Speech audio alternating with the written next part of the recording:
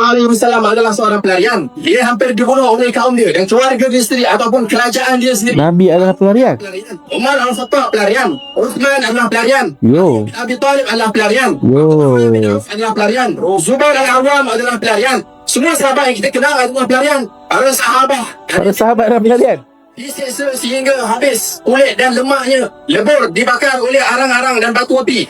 Pertama sekali, lelaki yang kata Nabi Muhammad SAW adalah pelarian, para sahabat adalah pelarian, adalah lelaki yang celaka. Wallahil azim. Kau cakap Nabi pelarian. Nabi tidak lari daripada Mekah ke Madinah. Nabi tidak lari. Itu adalah perintah Allah Azza wa Jalla. Nabi tidak lari. Jaga mulut engkau. Dan bahkan para Nabi dan para sahabat dijemput oleh orang Ansar. Mereka tidak lari, mereka dijemput. Mereka diperlukan, mereka dinanti-nantikan. Jangan bawa status pelarian untuk menjustifikasikan pendirian kau tentang pelarian. Tidak. Hormati Nabi. Jangan bercakap tentang Nabi, tentang agama sesuka hati. Okey? Bertakwalah pada Allah. Ittaqullah.